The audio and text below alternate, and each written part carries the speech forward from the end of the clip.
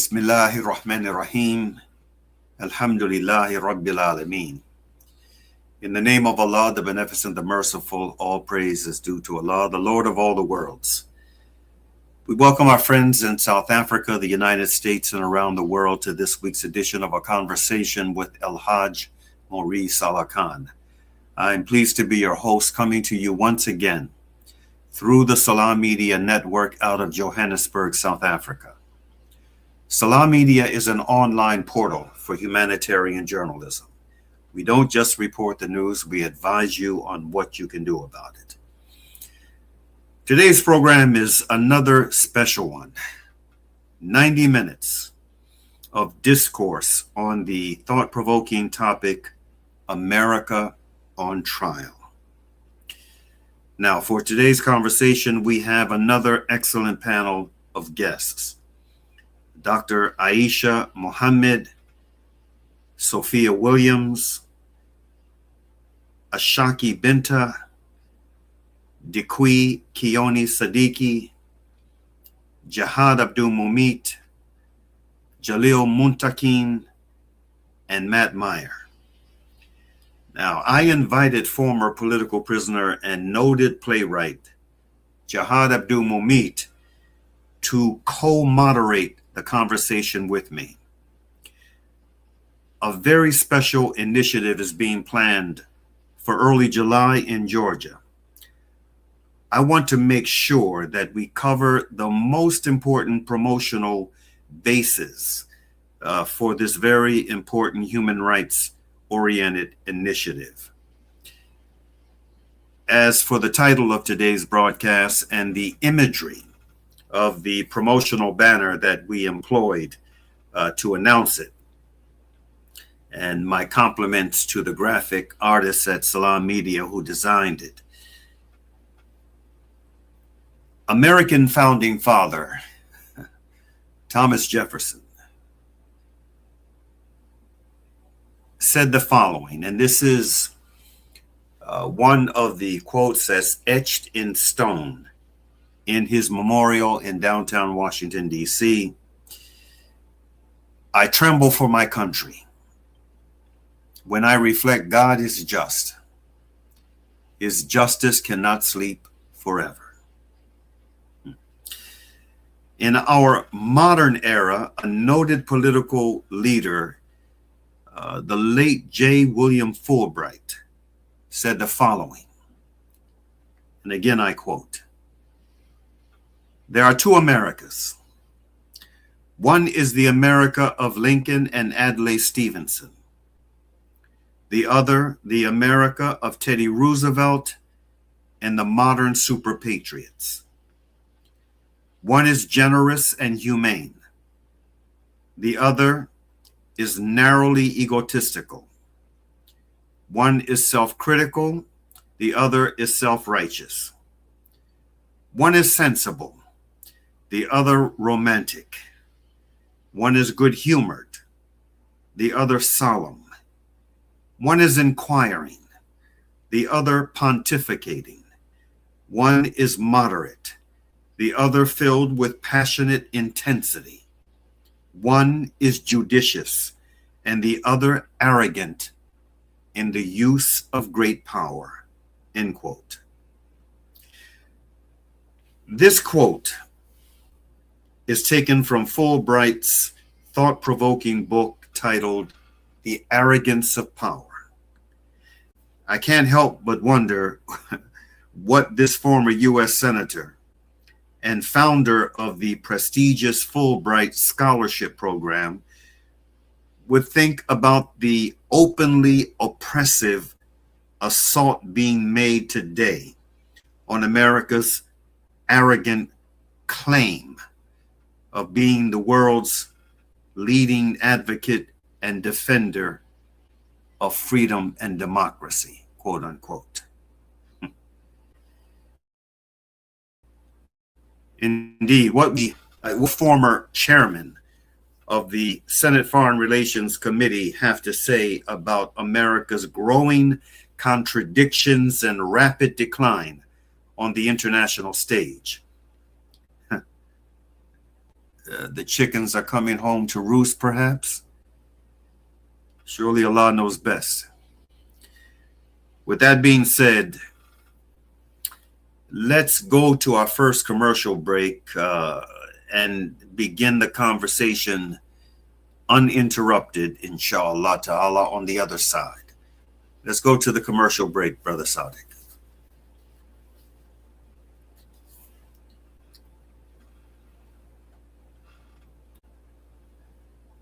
What's that?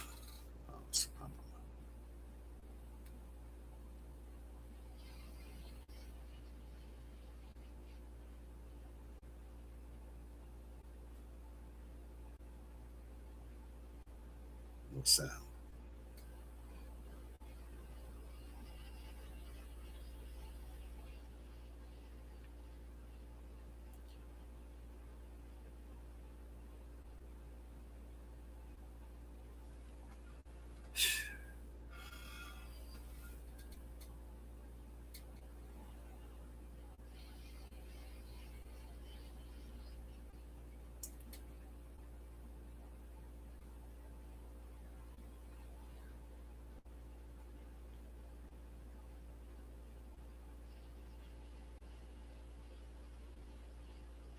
So.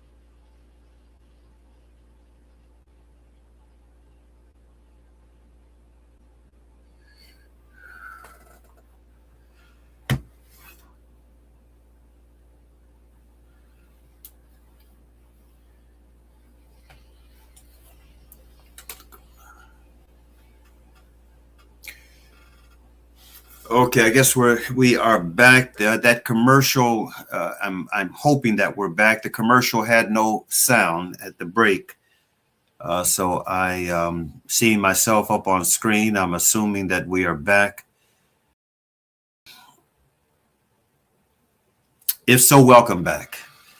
And without any further ado, and this will provide the proof as to whether or not we are back. Let's welcome our brother Jihad Abdul Mumit to the conversation, and inshallah ta'ala he will. Well, let's welcome. Okay, brother Jihad. Assalamu alaikum, Aki. Wa alaikum assalam wa rahmatullahi wa barakatuh. Hajj Mauri Saalakhan. We're having a little bit of technical difficulty here starting out, but inshallah ta'ala, as we go along, things will smooth right out.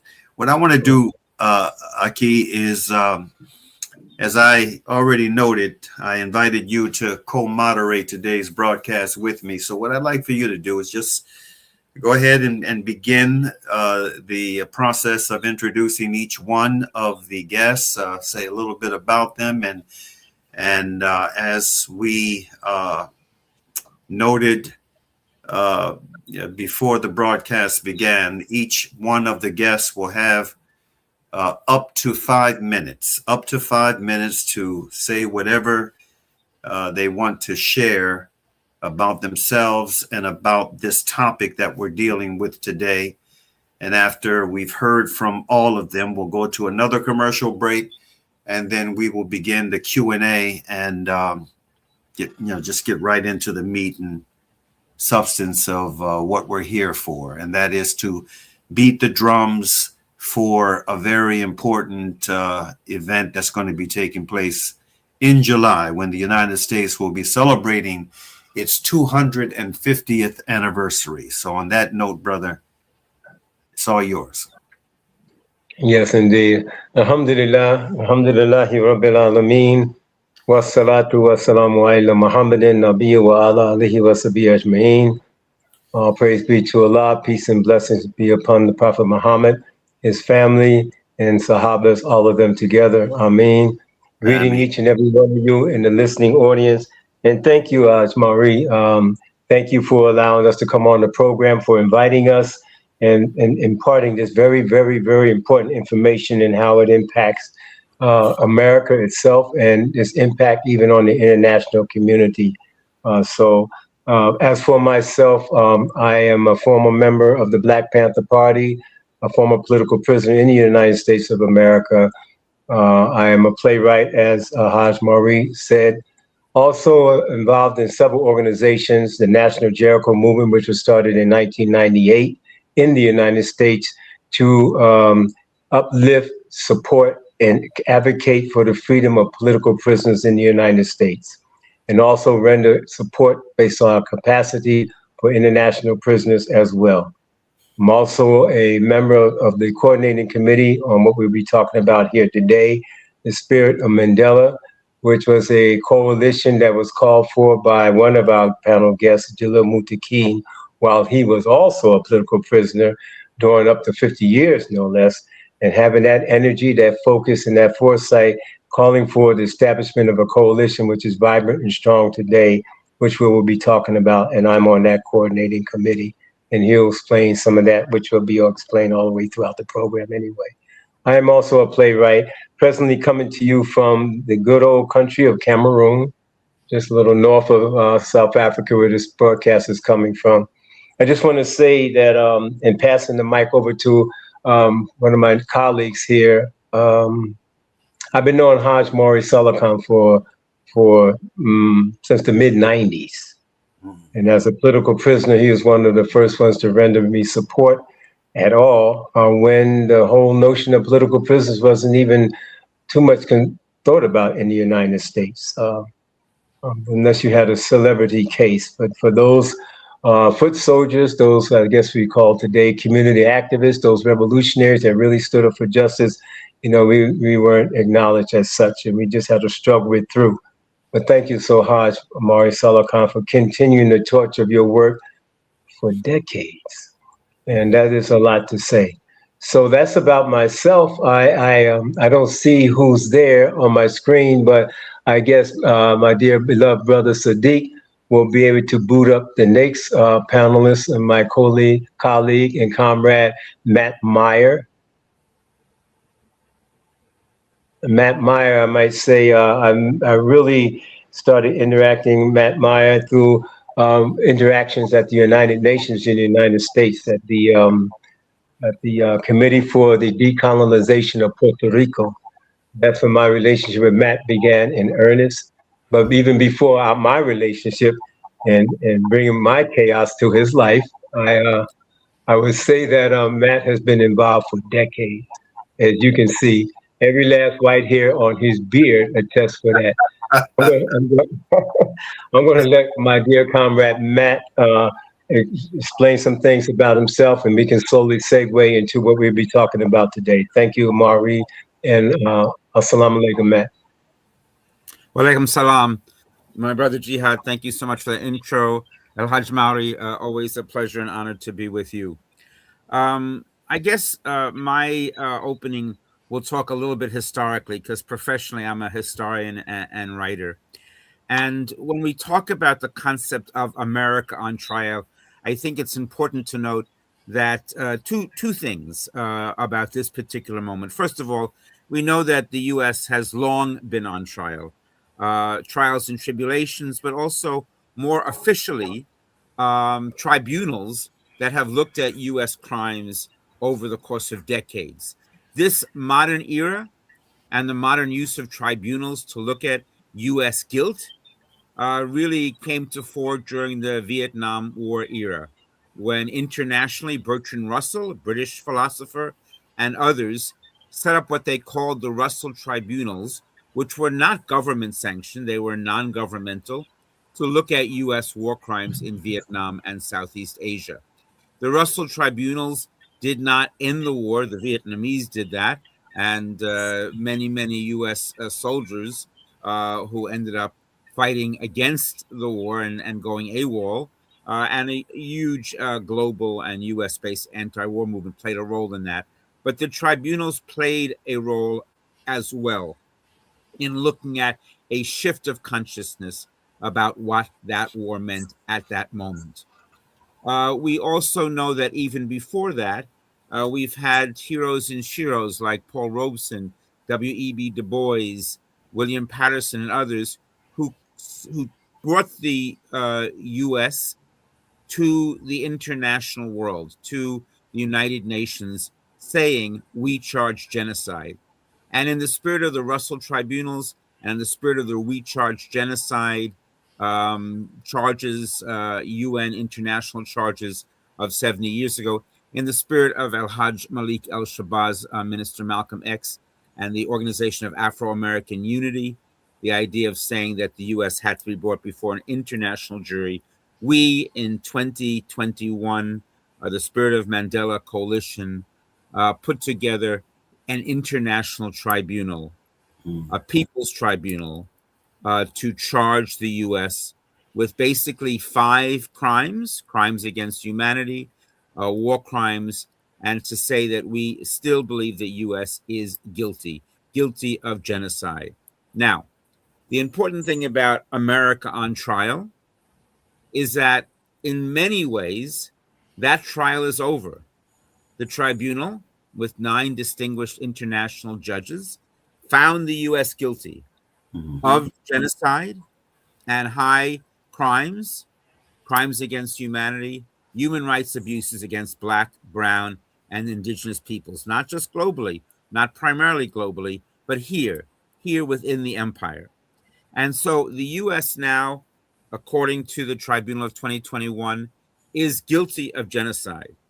But unlike other trials, unlike trials that people are more familiar with, because of the power of the U.S. and the relative weakness of international law, the U.S. has not suffered the consequence of that guilty verdict. So we, the people, again, have to look at how to both raise consciousness about this guilty verdict, about these 250 years of genocidal guilt, so that on July 4th, 2026, we won't be celebrating the birth of the U.S. 250 years ago. We'll be celebrating 250 plus years of resistance to genocide and many genocides, the genocides against Black, brown, and indigenous peoples, and genocides in Palestine and other places that the U.S. plays a central role in. And I guess I'll just say this last piece in terms of my introductory remarks and historical context. Brother Jihad just talked about our time at the United Nations decolonization hearings. This was back in 2019, 2018. And these were hearings that the decolonization, the Committee of 24, do every year, focused on Puerto Rico here in New York City, where I'm based. And for a number of years, the annual Puerto Rican hearings began to focus on a very particular special case, the case of Oscar Lopez Rivera, who was the longest held Puerto Rican prisoner at that time. Yes. We had successfully waged campaigns, mainly the Puerto Rican people themselves, on the island and globally, to free all the others. But Oscar was left after decades and decades in prison. And one important year, the Decolonization Committee spoke with one voice. Every faction from right to left, including statehooders and commonwealthers, said, look, we don't agree with everything Oscar says, but it's time to bring him home. And the Decolonization Committee said that if he was not freed within the year, they would visit him in prison and increase their intensity. And indeed, within that year, Oscar was granted clemency. And the following Decolonization Committee, Oscar, instead of the governor of Puerto Rico, Oscar himself was the first person to address that hearing that day.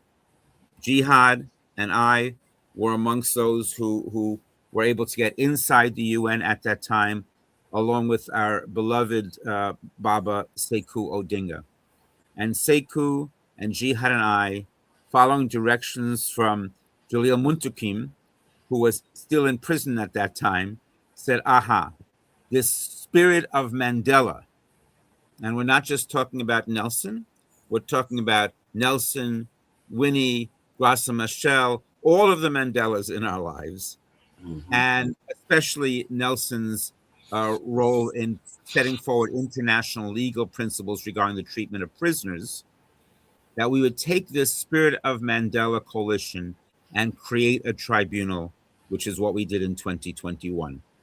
So in Baba Sekou Odinga's memory and in the spirit of the 250 years of resistance, we're now moving towards July 4th, 2026, and new celebrations of ongoing resistance and ongoing coalition building, which, by the way, people can find more information about throughout by looking at spiritofmandela.org, spiritofmandela.org, our website.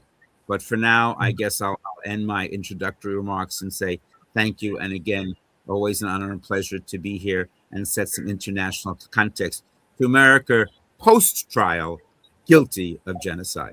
Thank you, Brother Matt, for being with us. And we should also add, the genocide that was committed against the indigenous peoples of this land, aka Native Americans. SubhanAllah, there's been a long line of criminal injustices perpetrated by the uglier side of this duopoly called America. Continue, Brother Jihad. Yes, I would thank you so much, Hajj Mauri, and thank you, Comrade Matt, for that segue into what we're going to be talking about on this program. I would like to introduce one of our other co-coordinators, Sister Ashaki Benta. Is Ashaki Benta on the lineup yet? If not, then we'll. Okay, I see her coming in. Thank you, my beautiful sister. We just, as you heard, Matt gave some foundational information. We welcome you and good to see you on any Zoom. So we would like to hear something about yourself and a little bit about what we're going to be doing here tonight, if you will. Thank you very much. Let me say first, thank you again to El-Hajj Mauri for having us and inviting us to be on and giving us this opportunity to speak to our conditions here in the United States. Again, my name is Ashaki Benta, and I guess I'm a longtime freedom fighter in the Black Liberation Movement and workers' movement here in the United States. I'm a co-convener for the National Mobilization Against Genocides, July 4th, 2026 in Atlanta, Georgia, and part of the coordinating committee of the Spirit of Mandela. I'm a national organizer for my base organization, the Black Workers for Justice, and our project of organizing workers across the South, the Southern Workers Assembly. And I began in my youth as a part of the Congress of African People with Amiri Baraka and the African People's Party that was formed back at that time. And so we continue our work today. The important thing that I want to just talk couple of minutes about is this so-called 250 years of the Declaration of Independence and the formation of the United States. As all of your listeners and readers and listeners and participants in South Africa and across the U.S., everybody knows the history of the African American people here on this continent, and that is we were stolen from Africa against our will and forced into chattel slavery. So while this Declaration of Independence was, talking about honoring the freedom and happiness and the rights of people in the United States, they weren't talking about people such as ourselves, the African people who were brought here against our will. So it's been more than 400 years that we've been here And over the course of that 400 years, we've been resisting and fighting for our liberation and our freedom as a people. And this 250-year anniversary of the Declaration of Independence and the U.S. founding, they want to have celebrations all over the country about this, but we cannot let this 250-year anniversary pass without also bringing back to the forefront the conditions of oppressed people inside the United States, the oppressed nationalities that are here, or oppressed nations that are here. We mentioned the various numerable indigenous nations whose land was stolen and who suffered genocide, and our conditions as Africans brought here, and the conditions that we faced as chattel slaves, and our ongoing struggle for liberation and resistance, and to reestablish our human rights as a people. It continues, and the other oppressed nations, Puerto Rico and the Chicano people, and just so many others. So our gathering on July 4th, 2026 in Atlanta, the National Mobilization Against Genocides, is established to bring to the fore to celebrate and honor the ongoing resistance movements that we have, and the ongoing struggles for liberation of oppressed people here. So that is the key element of our gathering, and we hope to not only gather and speak visibly and importantly on the conditions here in the U.S., where a version of fascism is developing and establishing itself here, and to have a visible presence and resistance against the inhumane direction that many are going through, the immigrant working people who are being attacked by the system in this period and ongoingly. But we also want to be able to plan ahead for the next steps and stages of building power for oppressed people in this country, and moving our struggle in the 21st century to a new stage and a new level. So we're confident that we can do that, and that we'll have meaningful dialogue on July 5th as we gather together to look at moving forward, uniting all of the oppressed nationalities in the U.S., the oppressed peoples, but also building power from the bottom up and continuing our fight. And we believe we can advance things substantially from here on out in 2025, 2026, and on into the 21st century. So I'll stop there, but thank you again so much for having us. Appreciate being here. Thank you for being here. Yeah, Brother Shah. Okay, yes, thank you, Sister Ashaki. Moving right along, because we have 7 of us here, I believe. I would like to bring on Comrade Brother Jalil Muntaqim, if he's in the studio there.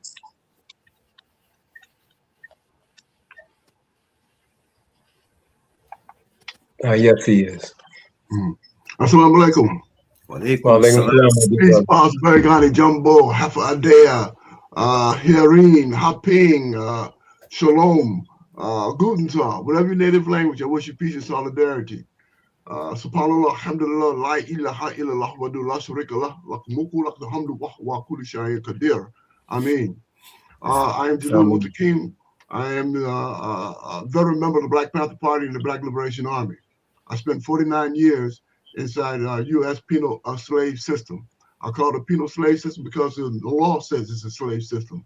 According to the 13th Amendment of the United States Constitution, it says slavery and voluntary servitude, except for those who have been duly convicted of a crime, shall not exist in the United States or in its jurisdiction. There's an exception clause. So on the same time that they ended chattel slavery, on the same paper, on the same time, on the same ink, on the same day, where the same white men that ended chattel slavery started penal slavery. Same line, same day, same time. So when was slavery ever abolished in the United States? Never have. All right, so slavery is part of the United States. The United States is a slave nation, and the world should know that. The United States is a slave nation, according to the law. So when they ended chattel slavery, saying that individuals cannot hold other people as property, right? They also put in the law that the state can hold people as property, as slaves. So it codified penal slavery. It codified slavery in America. So America is a slave nation. It has never not been a slave nation. So that's part of we must understand. In the course of my years in prison, I was able to establish the first petition to the United Nations that was ever heard by coming from prisoners about the issues of political prisoners and the conditions of prisoners inside the United States. I also established the first national newspaper by prisoners in the United States at the time called Armed Spirit. I established the national organization called Jericho Movement, from which Jihad Abdul Mumit was a giant leader of that organization. It's been in existence over almost 30 years now, since 1998, in support of political prisoners, both here and domestically and also internationally. And I inspired the development of the Spirit of Mandela Coalition while I was in prison. I'm author of 2 books. We Are All Liberators and also Escaping the Prison, Fade to Black. 2 books that I've authored while I was in prison, the 49 years I was in prison. In the course of our continued struggle, we recognize that the great Paul Robeson, the great W.E. Du Bois, the great William Patterson were the first to bring the charges of genocides against the United States. December 17, 1951, about 2 months after I was born.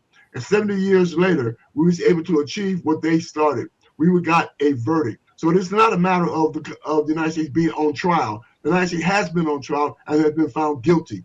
Right now, it's a question of what we're going to do based upon this verdict by its international jurors. And one of the things that we intend to do is develop the means for which we can galvanize a national movement subject to the reality that we live in a genocidal country, a country that supports genocide, that supports mass murder, that supports the idea of white supremacy, a false, aberrant idea that some people are more superior than other people on this planet. The idea is out of its mind. It's insanity, right? And so we're dealing with insane people. Let's keep that fact absolutely clear, both here and around the world, that the world is waiting on us. We understand that the world is waiting on us, that empires do not die, are diminished. The empires are not dismantled by external forces. They may be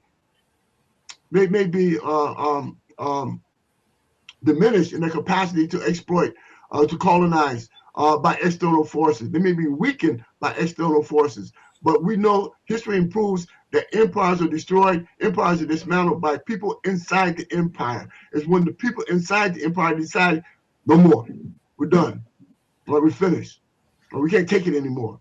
And that's what we're doing with the national mobilization. We are galvanizing a national convergence of progressive across this country to say that we're done, no more.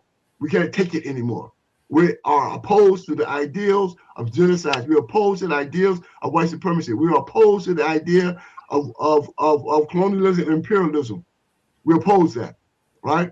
And so for us, it is extremely important that the world understands, that we understand what you are going through, what you're suffering, because we have suffered it over 250 years inside the belly of the beast, all right? And therefore, we have come to the point where you have come to the point outside the colony, right? Outside the empire, what you're done, no more. We're saying the same thing here.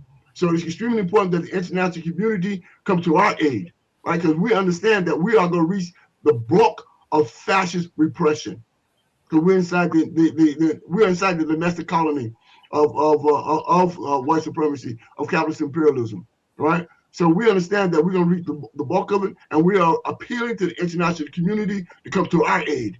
Right, as we have come to the aid of other forces, other people who have suffered against U.S. imperialism, right? It's time for you to come to our aid.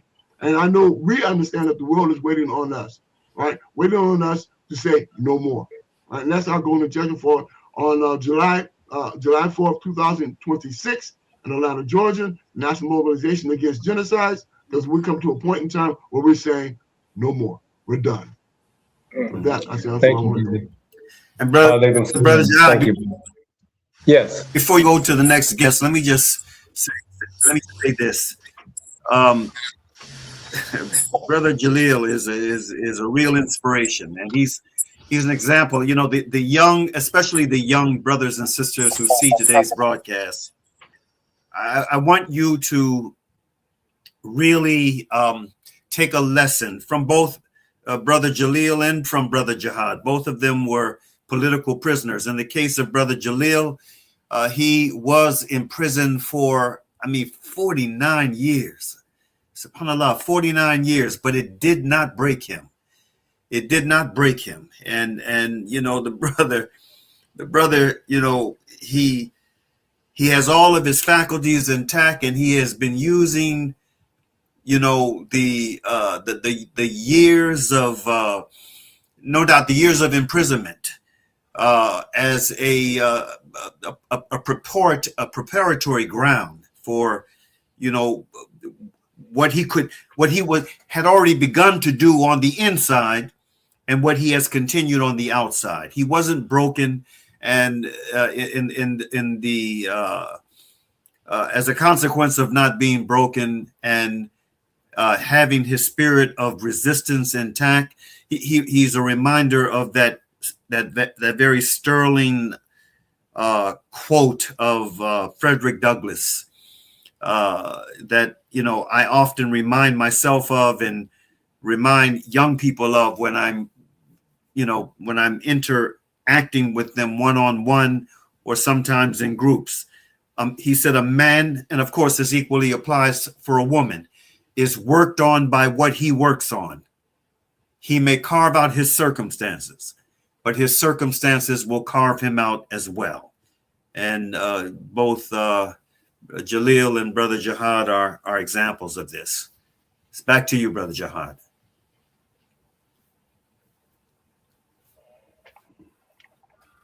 Is he still old? Brother Jihad. Yeah, there you go.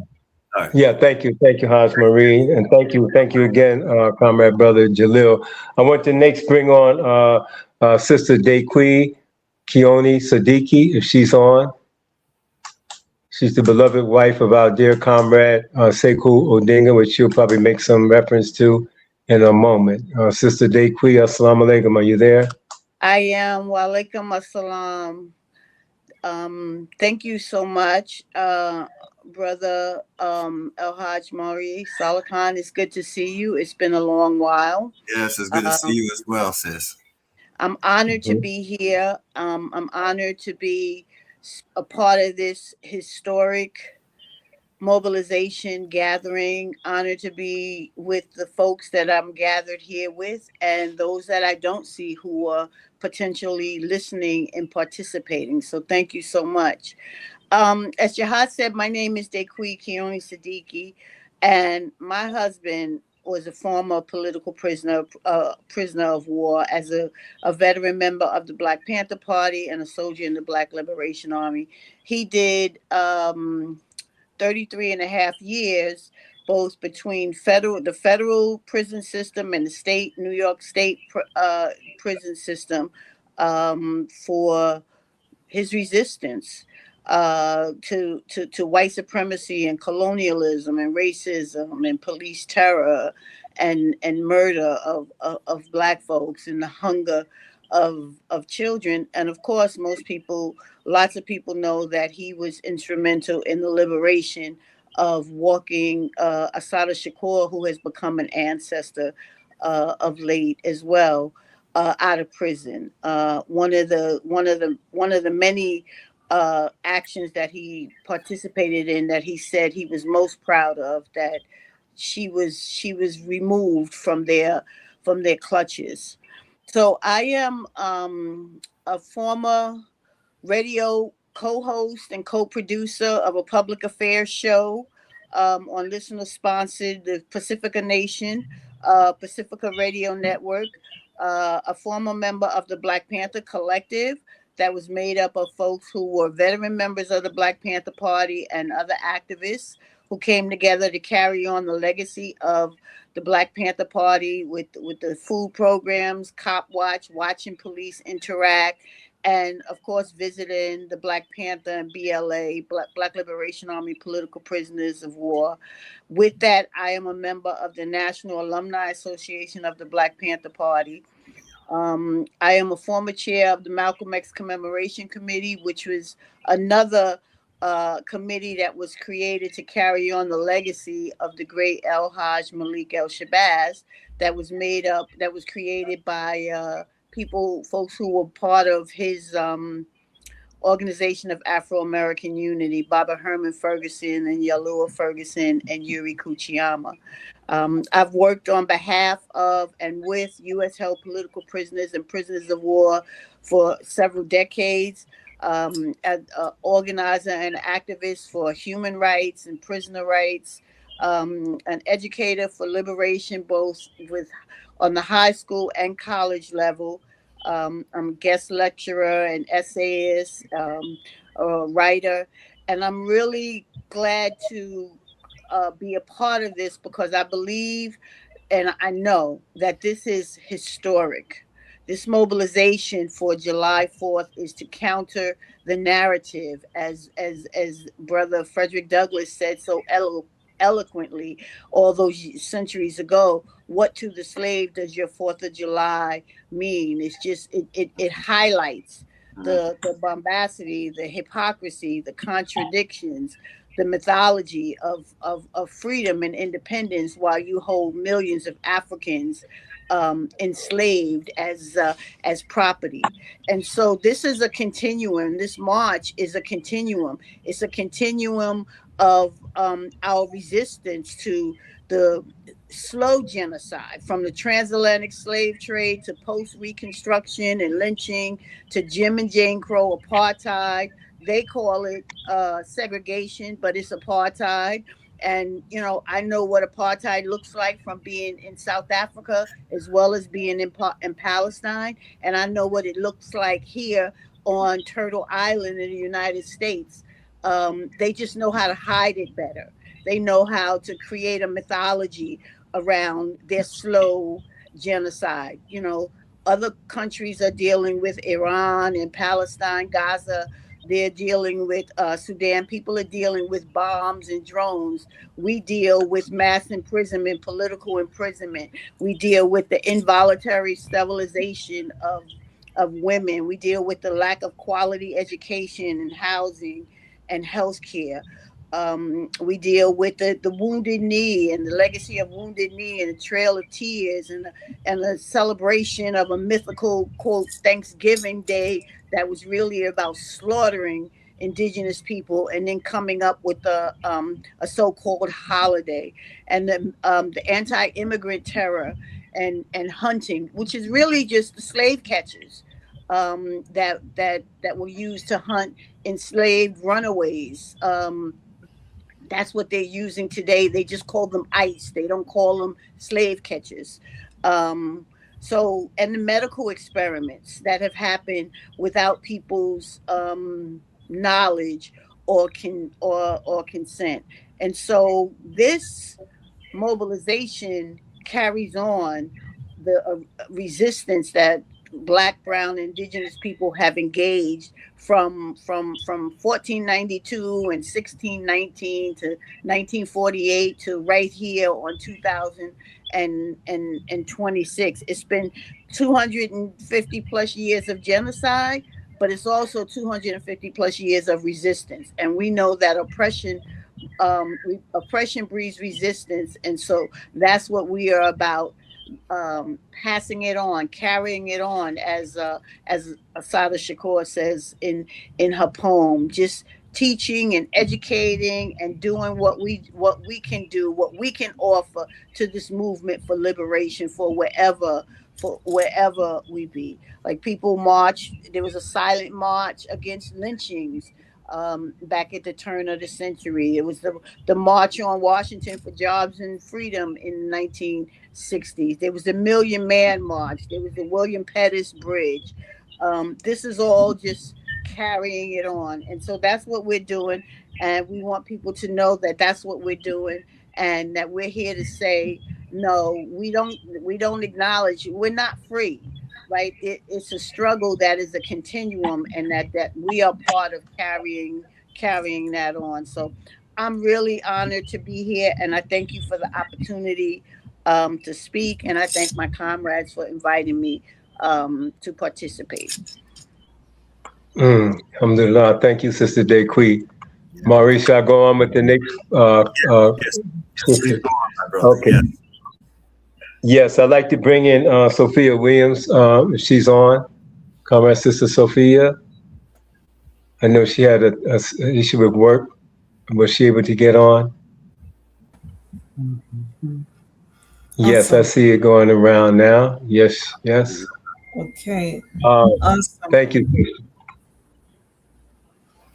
You may Can I? proceed, Sister Sophia. We can hear you. Yes. Okay, great. Thank you so much for this program today. Uh, El-Hajj Mauri, it's really an honor to be on this platform and also to be amongst my fellow comrades and mentors and friends in doing what we're doing best right now in the Spirit of Mandela Coalition. So I'm going to do my best to follow those great intros and keep it really brief as I know time is of the essence. So I'm Sophia Williams, as folks see here. I am actually the very young person in this room, as they like to say. I don't think I'm young anymore, but I'm here. And I am just in awe of being able to learn from such amazing folks on this screen today, but also from the many others who are involved in the work of the Spirit of Mandela Coalition. And just in terms of my particular intro, to be brief, I am just at times I like to call myself a fly on the wall because I have been in many ways beside myself being able to be a part of such amazing formations that is doing what's just, doing what's right, and doing what's really moving for the world. I am someone that was born and raised in the island of Jamaica, and I actually, my entire family is Jamaican. And for me, I had to spend many years of my very young life right before college as an undocumented immigrant. And for me, that was not something I understood clearly then, like I do now, right? I just know that it was a time of my life for myself and my family, and then I just realized that that's my history. But now, as I'm a real human being becoming and pushing my activism further and further, I recognize how much that history helped to shape me, whether or not I am fully aware of it in every day of my.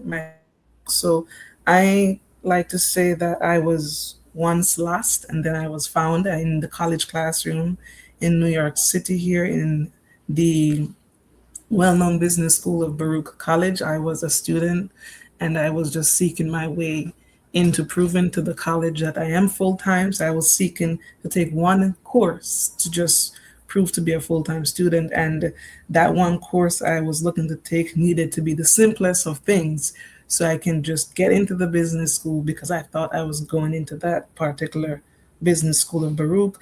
I took a 60s in America course, a Black Studies course called 60s in America. And I took it with a professor at the time who's someone that's near and dear and also a staunch activist revolutionary for the freedom from Mumia Abu Jamal.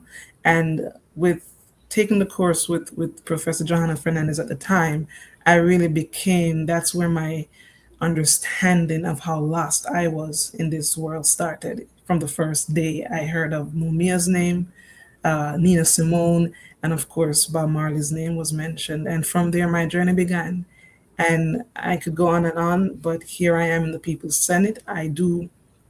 Before I get back to the People's Senate, I do a lot of work around political prisoners campaign, in particular, the movement to free Mumia and that of our dear brother Kamal Siddiqui, and Prison Lives Matter with our dear young brother Kwame Beans Shakur, and also in other spaces with the Jericho movement and other groups as well. And most importantly now for a couple of years now with the People's Senate.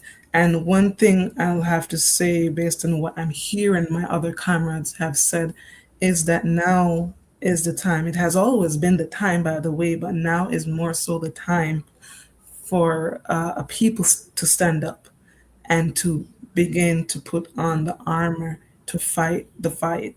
As my dear grandmother, who's a deep woman of faith, like to say, to put on the armor of God and fight the good fight. And if we're not thinking within that vein, if we're not going with that mindset to do something about something, then either we're washed up when the fight ends, or we're going to just be complaining for the rest of our lives about what's not working and about what used to work. I do know that the People's Senate has always been, the Spirit of Mandela Coalition has always been a very important force, and just the great thing that was done, the task of being able to charge a country and find them guilty of genocide is an amazing undertaking, and it's something that needs to continuously be publicized and named, because as my dear comrade and brother said, Baba, Jalil, this country continues to be a slave nation. And if we think anything less of that, then we're drinking something. There's no two, three ways about it. I don't care if it's some of us, especially with being people of color, we think once we have that job that's kind of paying us and we kind of can do this and do that with our lives, we're good. And those people out there complaining are just the others.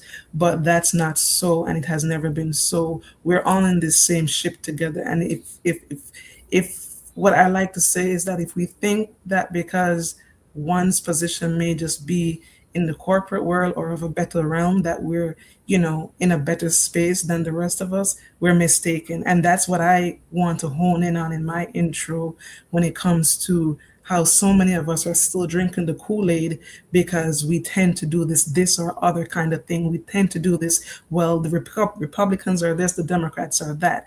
Well, what we're saying here in the People's Senate is that to hell with both of them, because we need a People's Senate that speaks for the people by the people.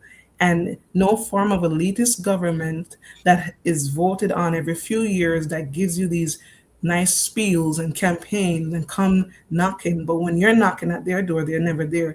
No form of governance like that will ever work. And if we want to stay in the cycle, then we go that route. But in the People's Senate, what we're saying is that we're putting together a huge mobilization. This is not an event. This is not a one-off kind of thing. We're putting on a movement, a culture on July 4th into July 5th to begin the work of putting together something that makes sense for everyday Black, Brown, and Indigenous people, for everyday oppressed people, that speaks for us, where we can somehow kind of breathe a bit better when it comes to housing, kind of breathe a bit better when it comes to medical care, kind of breathe a bit better when it comes to finding work that can actually sustain us, because this here is not sustaining us. It never has, and it never will. And the only way out of it is through the revolution. And we may not yet be there, but I do wholeheartedly believe in my heart of hearts that the People's Senate, along with the many other allied groups and friends that we're working with, can make something close to that happen. And people can join however, whenever, but we're not looking to wait or get the sentiment from folks whether to move forward or not. It's happening. It's 250 years of genocide that we've been facing. They're going to be celebrating freedom. We know that's just crap, and we're looking to celebrate resistance, because the fact that we're still here and breathing, the fact that two of our comrades here have spent so many years imprisoned, the fact that our dear brother Sekou, who has passed on but lived his life like a true general, has done so much. That's just enough for us to continue this fight. And I'm just floored to be here. So yeah. Okay, Brother Jihad. And Brother Jalil, what can we expect? Has a location already been decided on where this event will take place on July 4th and 5th? And what can those who attend the event, what can they expect to be exposed to, and inshallah to Allah, God willing, to walk away with?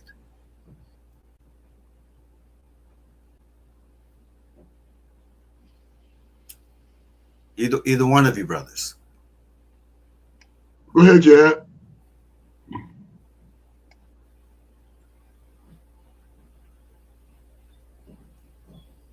Okay, why don't you go, Brother Jalil?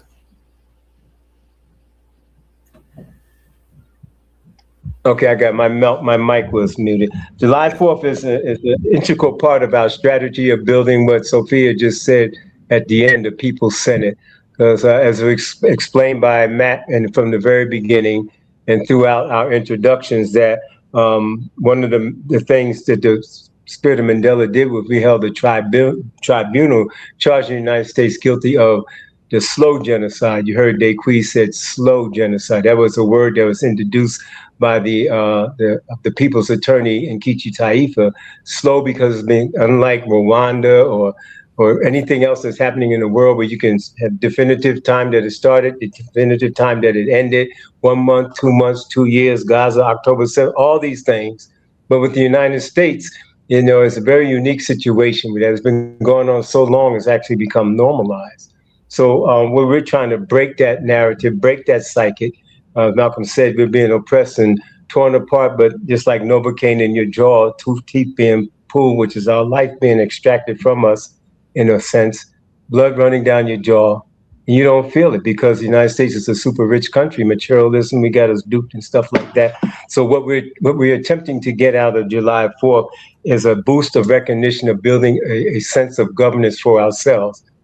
As Matt talked about and Jalil talked, we want to build a sense of governance. So, and I want to throw this question out also on line with what Mauri asked, is that yes, we're trying to energize the base.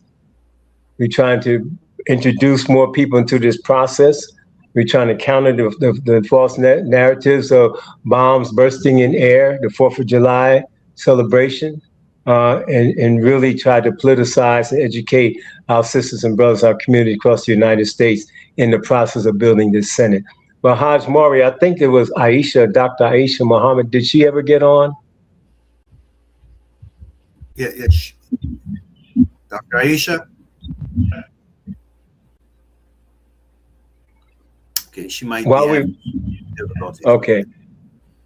Okay, while we're waiting on the question, what we're going to get out of this, on top of El-Hajj Mauri Saalakhan's question, I wanted maybe one of my colleagues to address the nuance, the difference between just protesting and building and institutionalizing our resistance.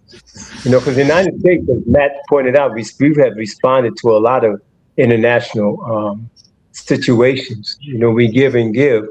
Well, all of us have said that. You know, but now's the time for the international community to come back. Dequi talked about South Africa. We talked about being in Palestine, both places that she was in. So now, what is it beyond the protest? You know, sometimes we get an A+ for protesting and standing up.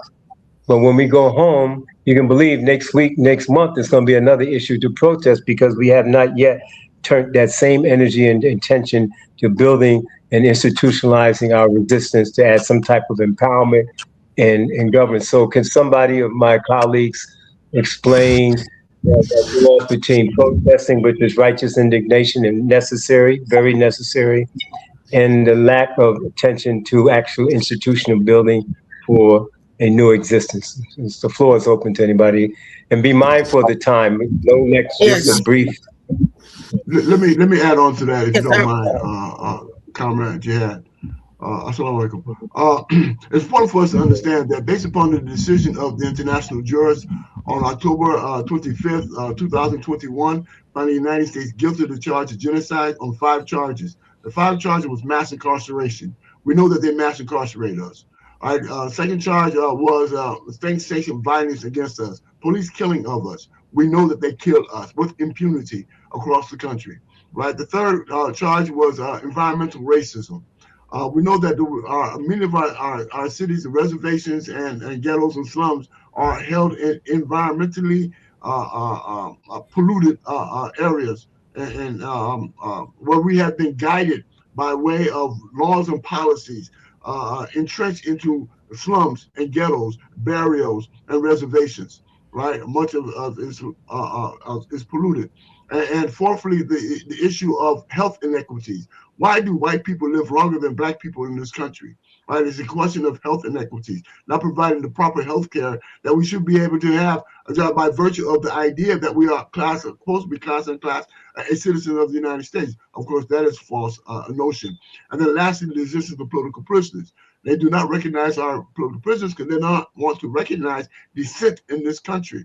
And so cumulatively, when you look at all 5 of these charges that was brought to the international community, they found that cumulatively it tantamounts to genocide. If anyone has not read the 1948 Convention Against Genocide, then I invite you to do so, to understand that genocide can be in whole or in part. That means they don't have to just wipe you out, but they can decimate your population and prevent your growth and development of your population. For the people in the United States, particularly black people in the United States, our population is almost flatline. There's barely any growth in our population as a result of the genocidal conditions that we are confronting here in the United States. So as a result of that decision, we've decided we have to remove ourselves from harm. We have to remove ourselves from continual conditions of what we are being placed in as a course of genocide. And so therefore, to remove ourselves from harm, we have to reorganize the structural conditions from which we're being governed.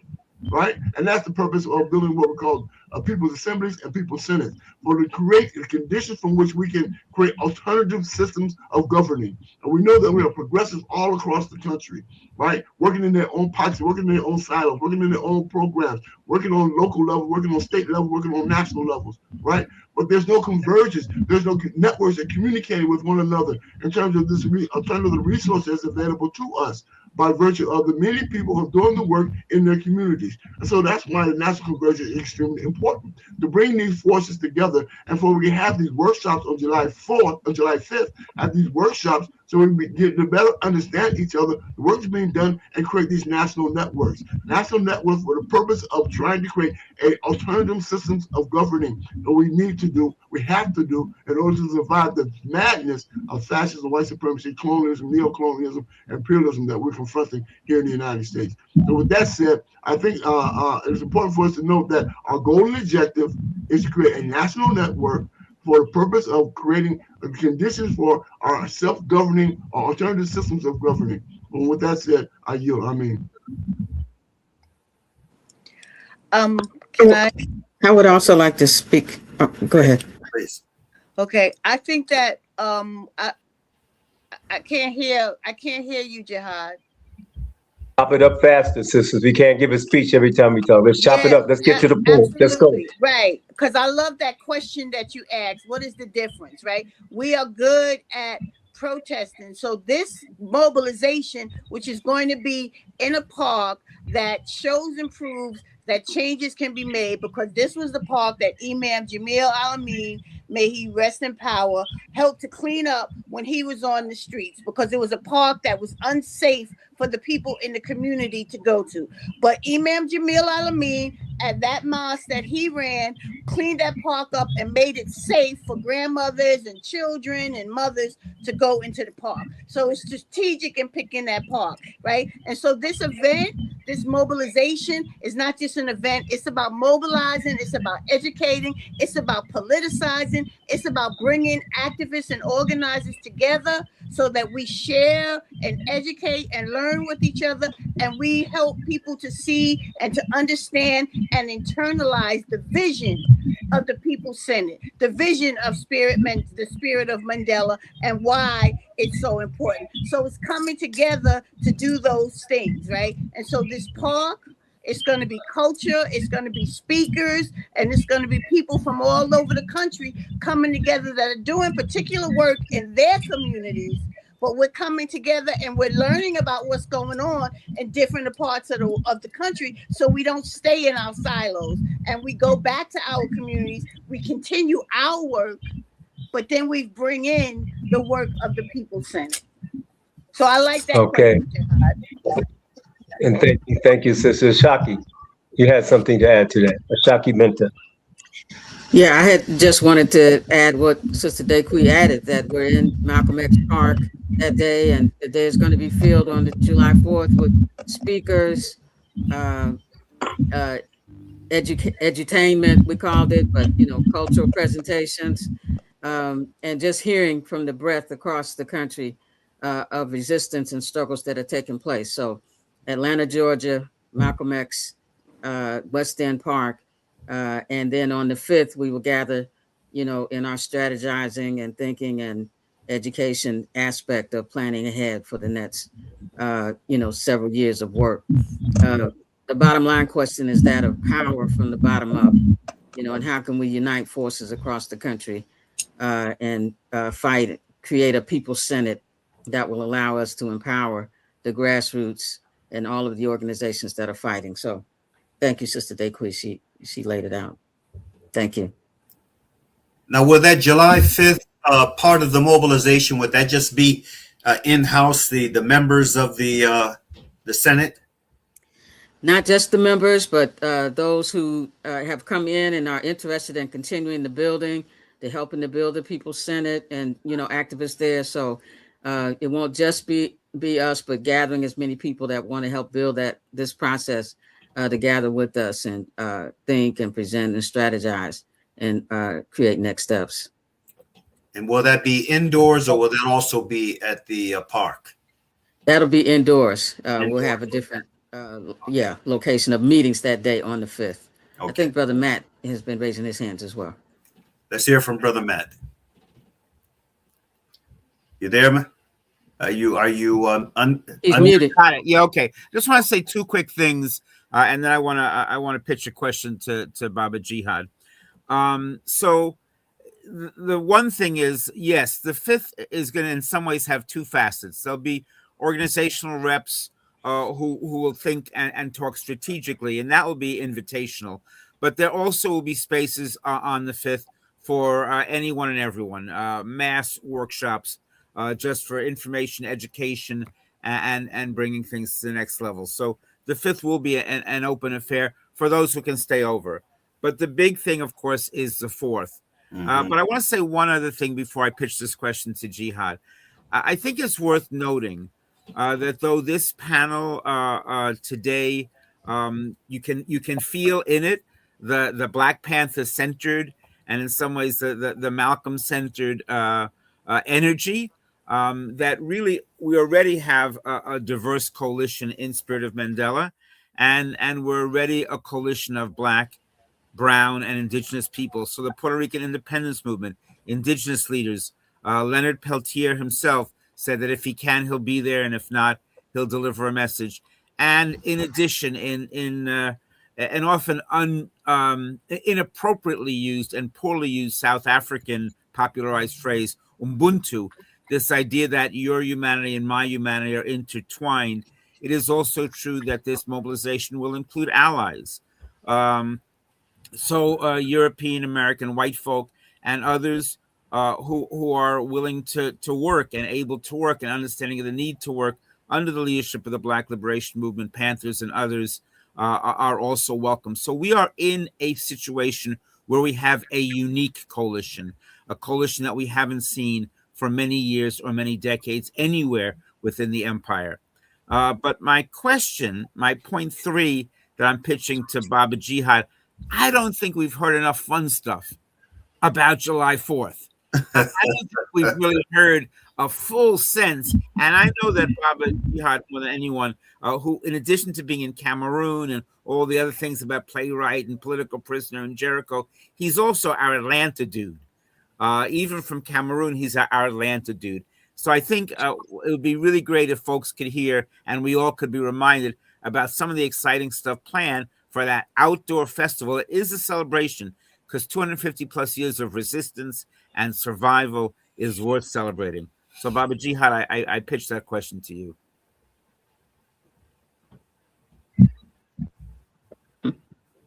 Unmute yourself.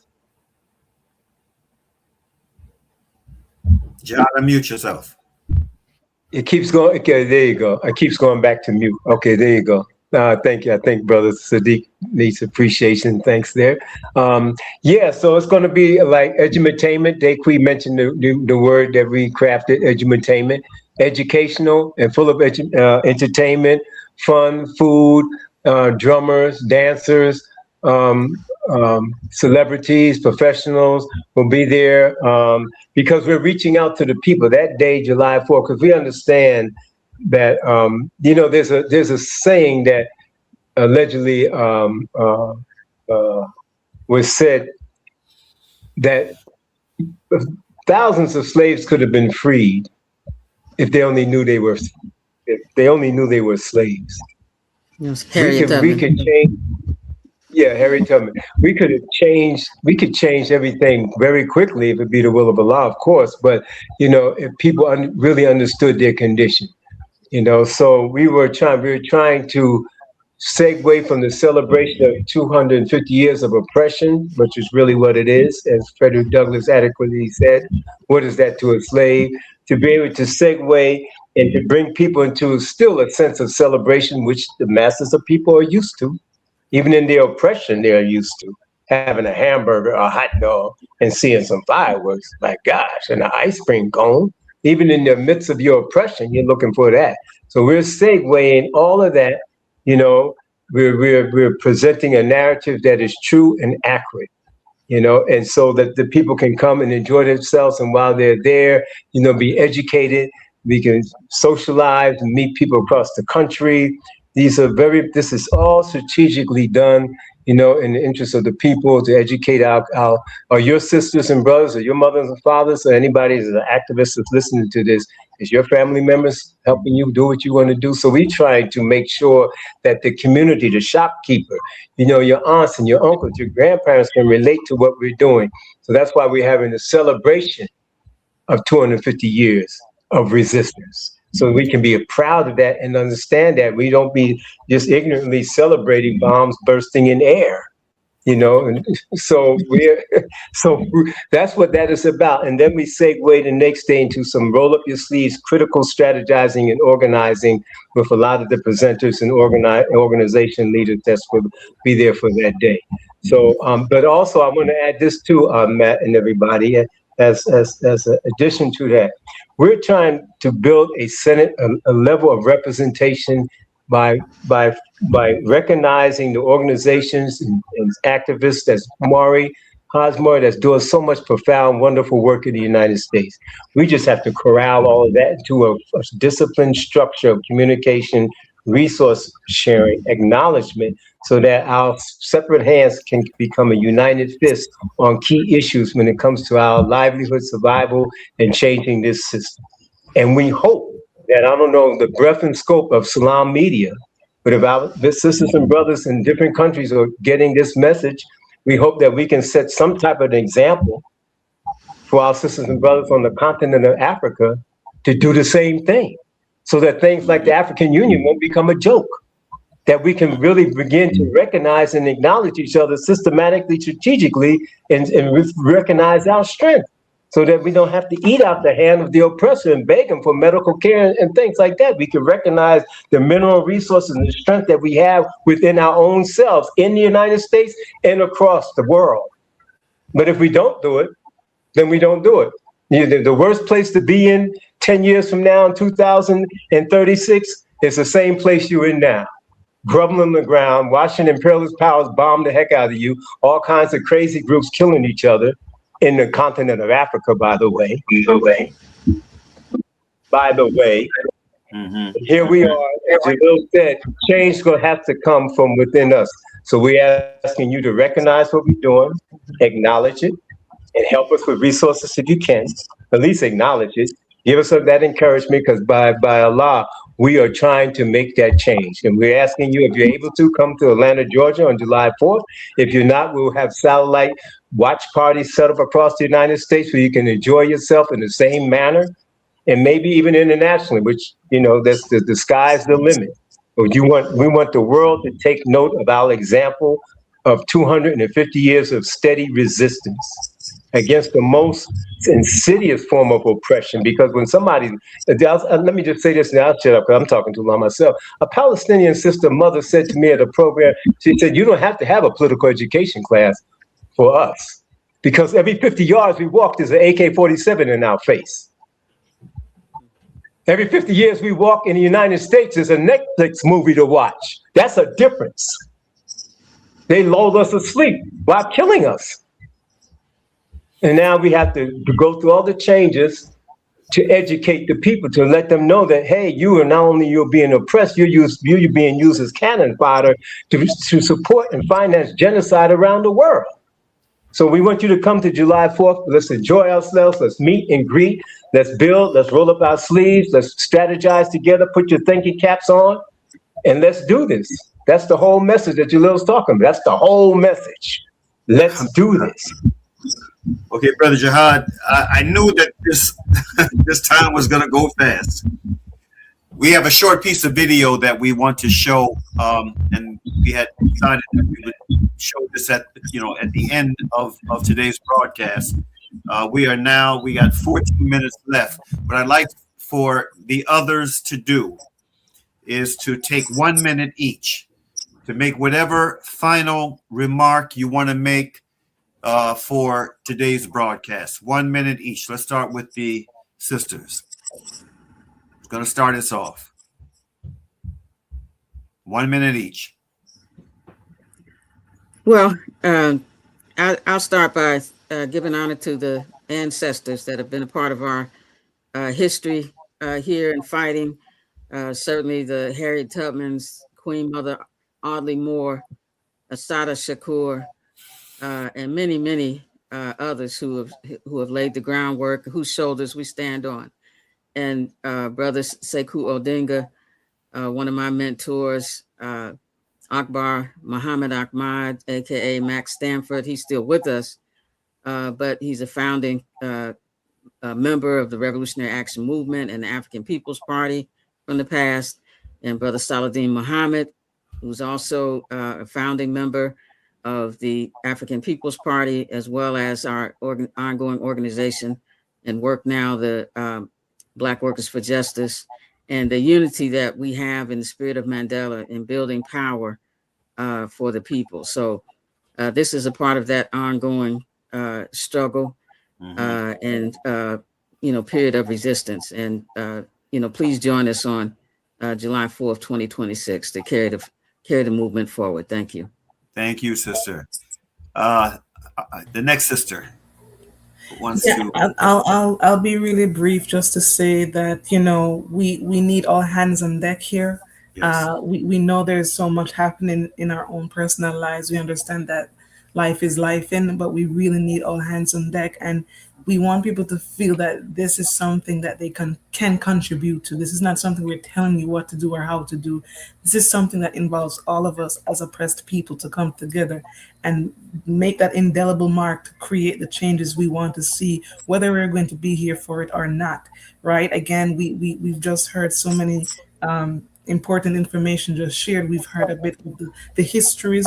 We've seen what's happening in our daily lives. We're hearing of the cruel and the despicable ways that people are losing their lives here and internationally, all for the sake of the powers that be to continue maintaining their powers. But let it be known, this empire is falling and it's dying, and this is exactly why it's behaving the way it's behaving. So it's time for us to band together, to link together in such a deep way, to get involved and not be left behind. We want everyone involved with the People's Senate. We have ways for you to get in contact with us, to help come on to a committee or whatever you're able to do. We're willing to work with people. Again, we can put our contact information in the chat and the national interest form and all of that good stuff.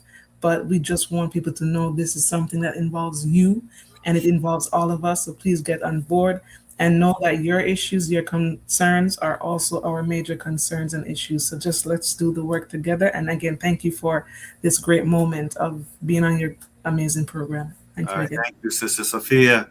All right, Sister Dequi, let's have your final minute. Yes. I would say that we all know colonialism and imperialism kills.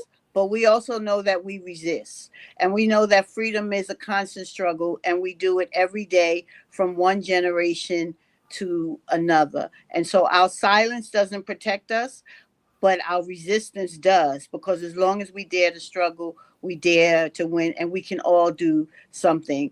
And we know that South African people know that for sure, because they never stopped fighting against the apartheid there. So thank you for having us here. I look forward to continuing the work, and freedom ain't free. We sacrifice, we do the work, but there's joy in resistance. So thank you so much. Thank you, Sister. Matt, your final word. 1 minute. Very Matt, simple, very go ahead. basic. Join us. Join us. Spirit of Mandela, one word, spiritofmandela.org. You'll find all the information you need. You'll find the forms that Sister Sophia was talking about. You'll be able to get involved first on our mailing list and such, and then, with more information about how to get to Atlanta or to stay involved in many other ways. Spirit of Mandela, one word, spiritofmandela.org. Join us. Okay, Jalil, Brother Jalil, let's hear from you, bro. 1 minute. Yeah, put that 1 minute up there, huh? All right, first I would like just to read something from the Quran. I'm not going to read it in Arabic. I will spare you that, but I will read it in English. This is Surah 2, Ayat 177, and it states, Bismillahirrahmanirrahim. Righteousness is not that you turn your faces toward the east or the west, but true righteousness is in one who believes in the law, the last day, the angels, and the book, and the prophets, and gives wealth in spite of love for it, to relatives, orphans, the needy, the traveler, those who ask for help, and for freeing slaves, and for who establish prayer and give zakat. Those who fulfill their promise when they promise, and those who are patient in poverty and hardship and during battle. Those are the ones who have been true, and it is those who are the righteous. And that's what we try to exemplify. It is important for us to also understand, as our Sister Dequi has made mention, quoting from our dear beloved brother Abdul Majid, freedom ain't free. Freedom ain't free. Okay? And in this instance, we are fighting against billionaires. So we need resources. We need help. So I'm making a public appeal to everyone who's watching this to contribute, financially contribute to the work that we're doing, because we need it. As Allah has commanded us to give your wealth to those in need, the traveler, and those who ask for help and freeing the slaves and establishing prayer. That's us. Mm-hmm. That's what we're doing, right? And we need assistance, okay? So go to spiritofmandela.org, find the donate button, and donate. We need financial support to do this work. And we tell the international community of that necessity. And if you adhere to the ideals and goals and objectives as been commanded by Allah subhanahu wa ta'ala, then I expect you to give support. Spiritofmandela.org. Inshallah ta'ala, we'll also make sure that we include the link in the shares that we do on today's broadcast. Inshallah. Did we get everyone? Did everyone have their 1 minute of final comment? All except for Jihad. Brother Jihad. Well, I actually had mine before y'all, but just to say that our humanity resides in our ability to resist. Okay. Alhamdulillah. Brothers and sisters, I want to thank you so much for joining us today. I know that those who caught this broadcast live, wherever they were, whether in South Africa, north, south, east, or west here in the United States, or any other part of the globe, I'm sure that they benefited greatly from the dialogue that they heard. And inshallah ta'ala, it will be shared widely, no doubt. And we're going to use it to beat the drums for what is coming down the pike on July 4th. And I'm, inshallah ta'ala, if Allah allows me to remain on this side of the earth, I'm looking forward to being with you all on the west end of Atlanta for this historic event, inshallah ta'ala. And we'll continue to beat the drums as well for material support of this effort.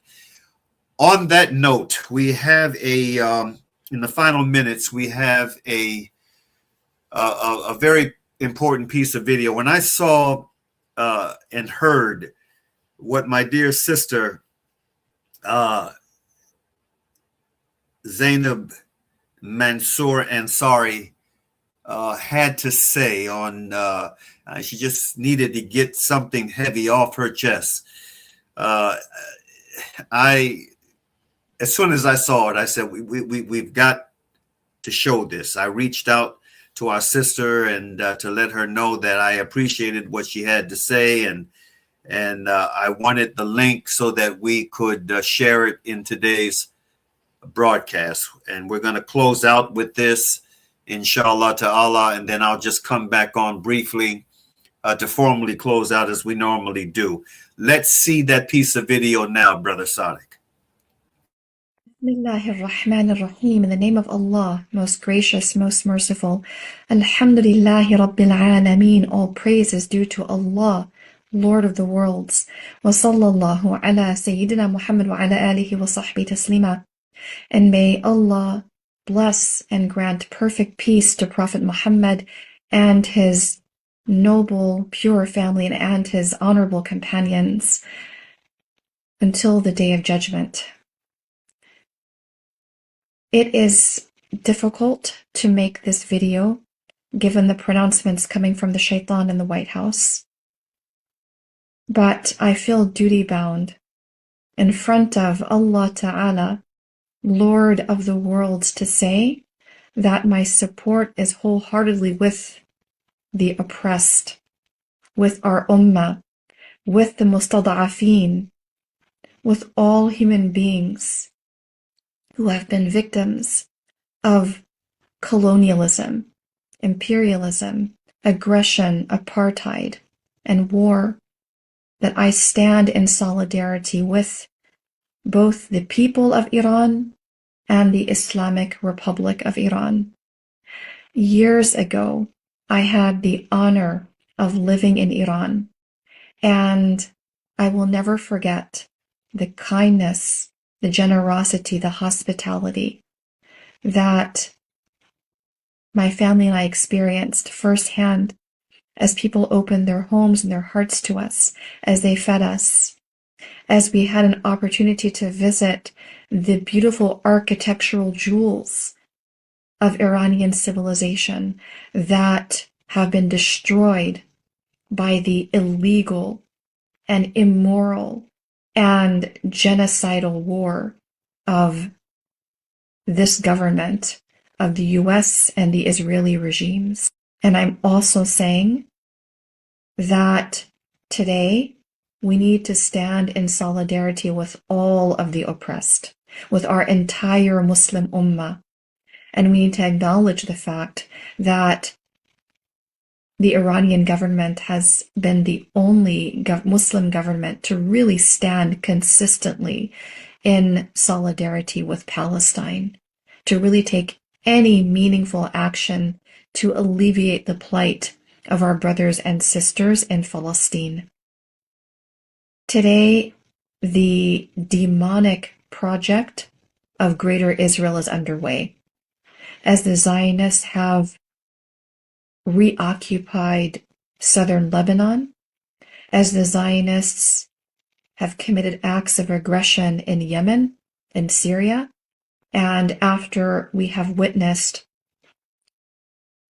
the decimation of Gaza.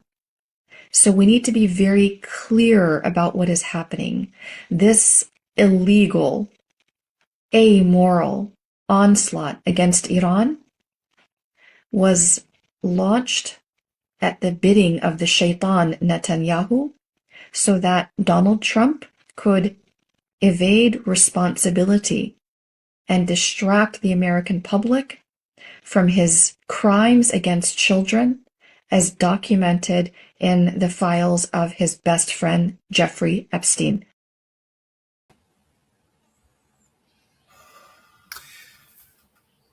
I couldn't have said it better. I am so proud of my dear sister Zainab. We had to include that at the end of today's broadcast. Let me just note for the record that this sister that you just heard from is the daughter of the late brother from another mother of mine, Mansour Ansari, and Kathy Niambi. And I'm so proud of her and her sister, her family. And, may Allah subhanahu wa ta'ala bless us with more fruit, intellectual and spiritual fruit, like the fruit that came from that blessed tree out of Georgia.